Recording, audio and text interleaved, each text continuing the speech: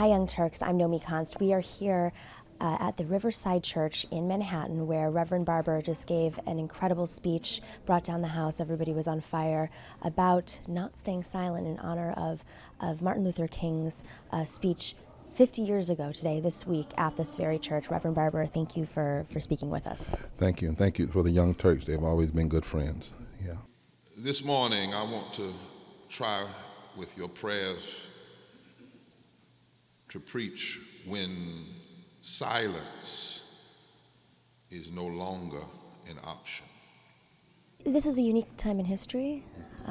We, as you said in your speech, we have many oppositional forces, and there's a movement building, but this is also a moment where we might be facing fascism. And you talk about the importance of coming together and speaking out. You know, there's so many different groups out there that have their own unique causes. How would you encourage them to speak out together and unify at this moment? Well, first of all, we need some analysis. It's a unique moment, but it's also not an anomaly. You know, we've seen these times before, and we've seen worse times, actually, in American history, where people chose to speak and to stand. That's why one of the reasons I wanted to start with those two biblical texts about Ezekiel, the dry bones, and Lazarus' death. They were actually the lectionary texts. Because the question is, what do you do when you face despair, depression, and determined oppression? And one of the first things, you have to choose not to use the language of the oppressor or the language of despair. You must call it what it is, name it, but not accept it. You name it and then challenge it with a deeper narrative and a deeper vision. One of the things I'm hoping, because on tomorrow, April the 3rd, we're going to be at the Press Club in D.C. with clergy, activists, poor people, economists, announcing what we call the souls of poor folk, auditing America since the Poor People's Campaign on classism, racism, poverty, militarism, and national morality. I think we need to assess where we've come over these 50 years, the good and the bad, the ups and the downs. And then I believe one of the places we should coalesce together, we should have our individual places, environmentalists, different things we do. But I think in 2018, we should reinstitute and reimagine the Poor People's Campaign. We're going to call it the National Moral Poor People's Poor Children Campaign, with Kairos Center here at Union and the repairs of the breach and others. Imagine if we came together during a period of time, all of us, around issues of race and class, and had actions across the country, 25 cities, 25 states, the capital, D.C., simultaneously around a common agenda where we understand the intersectionality of our agendas and the interlocking injustices that fight against that agenda. Oppression. And it's been caused, according to Ezekiel 22, by greedy, lying political figures whose political economy is so hurtful towards women and children and the poor and the sick that the only description sufficient for their political oppression is to call those politicians of that day ravenous, rabies-infested wolves who are devouring the children, the women, and the unfortunate. We have to find some ways to come together, and that's one of the things we learned in the Moral Monday movement. The Moral March on Raleigh was a culminating place. Everybody kept their space, but we have to be smart enough sometimes to bring our collective voices together so that what happens is, as Dr. King says, we transform the jangling discords into a beautiful symphonic harmony. So, you know, an orchestra, one of the things about it, every great symphony has a part for the triangle, Dr. King used to say. It's a small and important instrument, just ding. But a great conductor wants to hear not only the trumpets blast and the clarinets and the drums, but even that ding. There's sometimes the people in the symphony, the orchestra, they practice separately. Sometimes they have solos, but there's also a culminating place where they all come together and they have a crescendo we need a crescendo in American culture right now, a coming together that will not politicians doing it, but moral agents doing it, that will call these, what I said, bones, 90-some million people who didn't even vote, bones, hundreds of thousands of African Americans unregistered, bones, people who feel like there's nothing they can do, bones, they feel dead and depressed. We have to begin to call them forth. And so I'm calling, and along with Liz Theo Harris and others, I don't want to do any more commemorations. Like, we went to Selma this year, and I said, well, let's don't do a commemoration of what they did 50 years ago. Let's deal with the fact that the Voting Rights Act has been gutted today. So some of us got at the top of that bridge and walked backwards. Then we had a special forum that night on race and voting rights to talk about the fight ahead. We invited Jeff Sessions to come. He didn't. But we said we come, and we served notice, because you always attempt to negotiate before you engage in direct action. We're saying, a few weeks ago, trained 200 clergy and activists in North Carolina from all over the country who are ready to come out of the pulpits and out of the synagogue and back into the public square. On April 4th, I don't want to commemorate Dr. King's assassination or just the speech. So Black Lives Matter, Repairs of the Breach, the Moral Movement, and Fight for 15, we're having a march in Memphis over a current day issue where the city is being sued and people are being sued there around wages. We have to stand on those things, but implement them now. And I really believe that in 2018, the 50th anniversary of the Poor People's Campaign, we need to finish it. Because if we don't change this narrative, you can't out-tweet Trump. And as I said today, one of the writers made it clear, Trump is a symptom. And if you get just fascinated, he could go tomorrow. You still have a Congress that just proved us a few weeks ago that they want things worse than what we even expected people want. We have a Congress long before him that has not fixed the Voting Rights Act. So he's a symptom of a deeper moral deficit. We have to have another narrative that names what's going on, but also proclaims the possibility of a different way. Now, Dr. King sometimes was a reluctant preacher. Be careful of folk who claim to speak for the Lord that are too eager. Dr. King didn't even want to do what he ended up doing. He wanted to eventually be at Morehouse. Some history say he wanted to pastor this church. But he said the Zeitgeist, the spirit of the time, got upon him, and he knew the burden of truth-telling. But he also knew that there comes a time when silence is not an option, and you must engage in the dangerous ministry of truth-telling. You mentioned that it's not just African Americans and white poor people, it's poor people all around the country who are suffering, but in different states. And there was a study last week that showed, white poverty is primarily Republican. They're Republican voters, and people of color, of course, that are poor are Democratic leaning, but they're, of course, they're unrepresented, and there's voter suppression. How do you speak to those states where the white voters who are in poverty themselves are voting against their own interests and not being suppressed? Well, first of all, we have to get the issue of poverty and poor back into public discourse. I mean, we went through presidential campaign. We didn't talk about the poor. We keep talking the middle class, those are striving to be in the middle class. We have to talk about poverty, first of all. He said, a nation that continues year after year to spend more money on military defense than on programs of social uplift is approaching spiritual death. This king, here's one more. Dives ignored the poor man Lazarus. Dives ended up in hell. And not, as Donald Trump did, went to all white audience to talk about black poverty, which is a subliminal way of saying black people are the poor people and they are the problem, and the reason they are problem people because they won't listen to me in the way we want to fix things, which would actually create more poverty. Tax cuts to the wealthy is what he wants to do, and those kinds of things. He said he didn't believe in even the living wage. But we have to get people, that's one of the things about the moral movement concept. We get people in the same room, in the same space, and we show them the reality, because people have been hoodwinked. Remember in the sermon today, I talked about how in 65 in Montgomery, Dr. King took the time to analyze. He went back to Reconstruction and said, listen, the Bourbon group, the bourgeoisie of that day, saw black former slaves coming together with poor whites, and what did they do? They used their control over mass media to create another narrative. He said they gave the white man Jim Crow, and hoodwinked people to believe it. Even if you're poor, at least you're not black. The King said that in '65.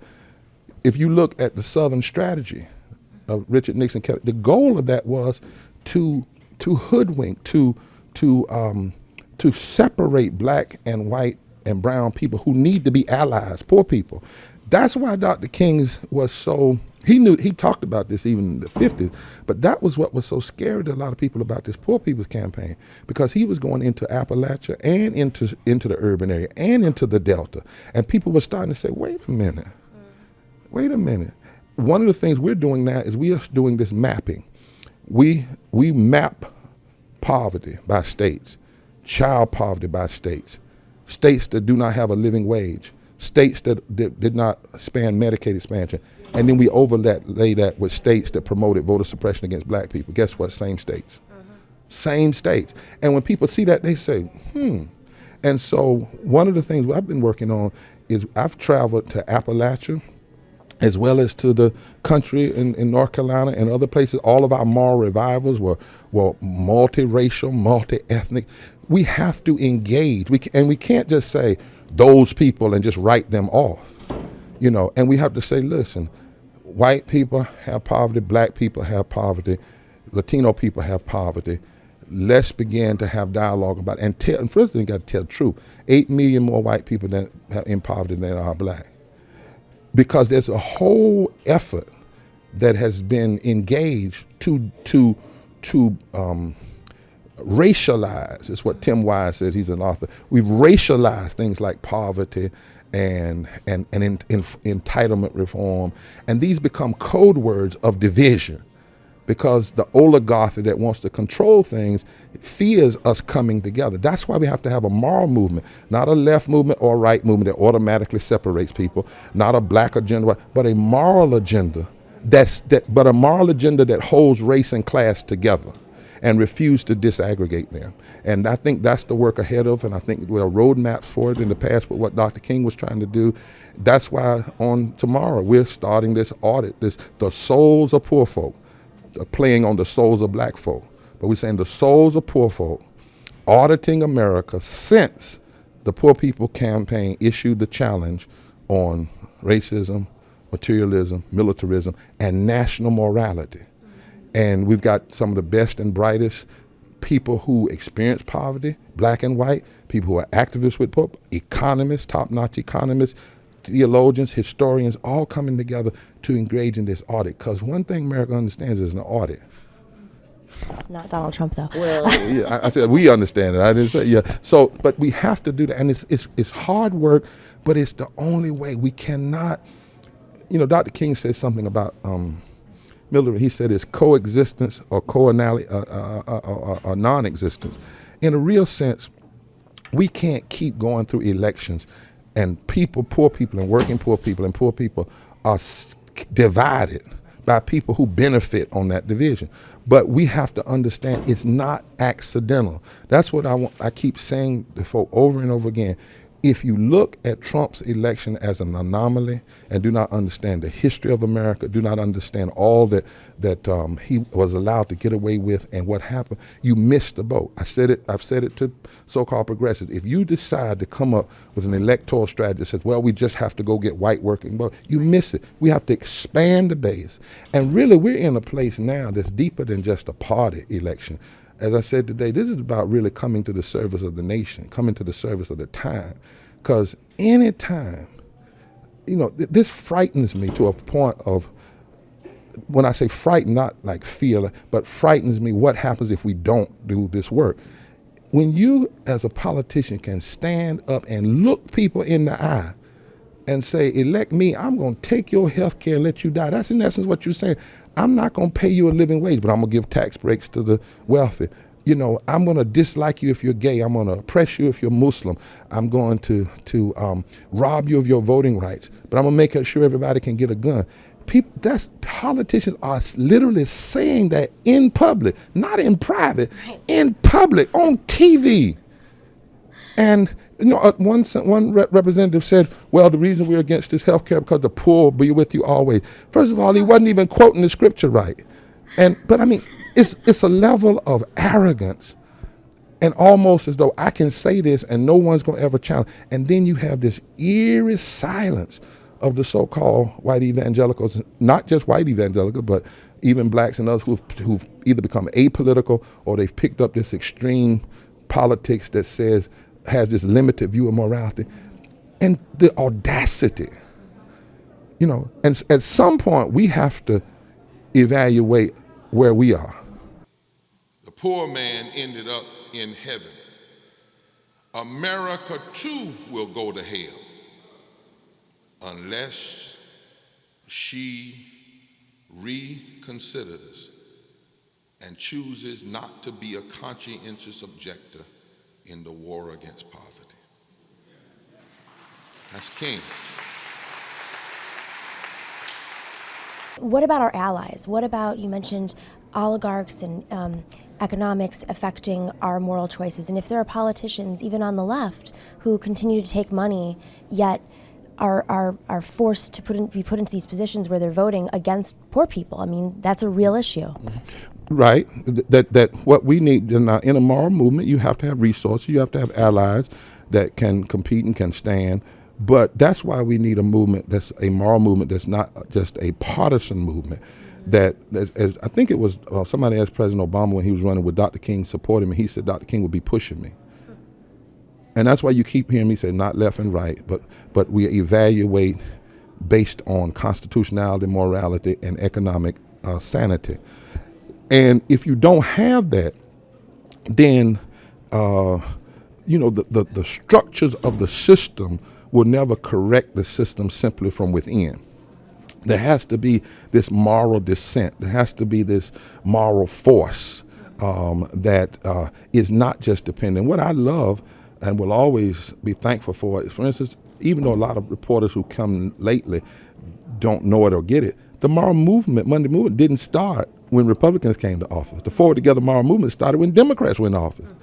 We pushed Democrats to have same-day registration. We pushed Democrats and had to fight them for years to get North Carolina to raise his minimum wage. We challenged a Democrat who was thinking about not passing for the minimum Affordable Care Act, not even really what we wanted.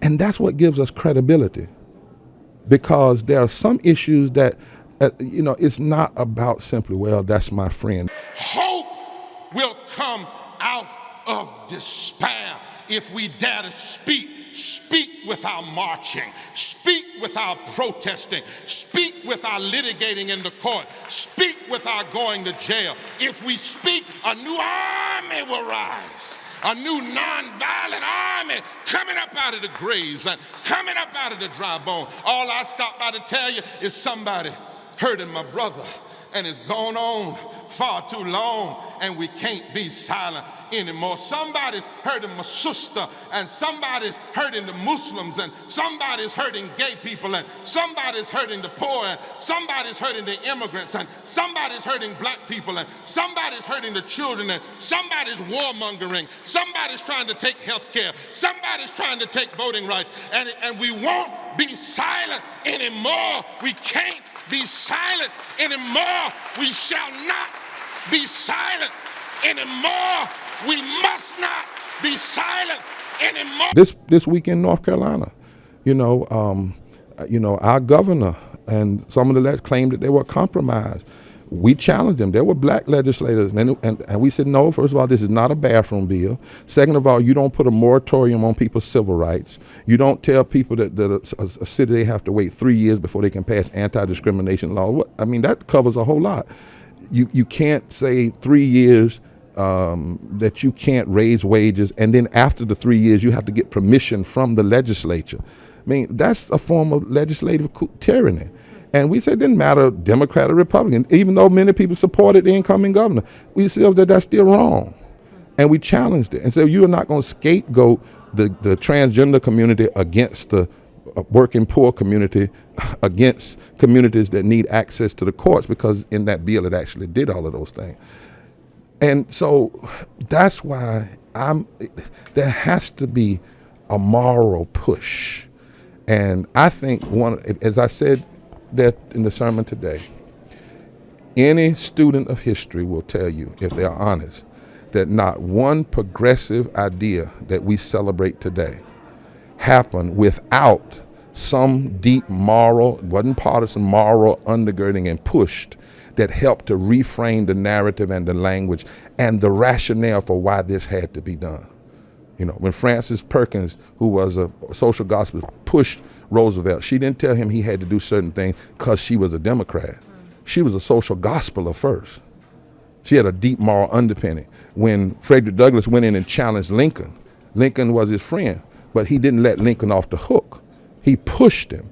And that's what we have to have today, and we have to reclaim the legacy not only of Dr. King, but Rabbi Heschel and Dorothy Day and so many others down through history. And in my tradition, Jesus and the prophets, where we have a movement that can help, from a moral perspective, bring other movements together, but also says, here are some central issues that have nothing to do simply with partisan politics, but it's really about the soul and the heart and the future and the history and the integrity of the nation itself. Thank you, Reverend Barber. Thank you so much. Thank you. Thank you. Have a great one. Thank you. All right.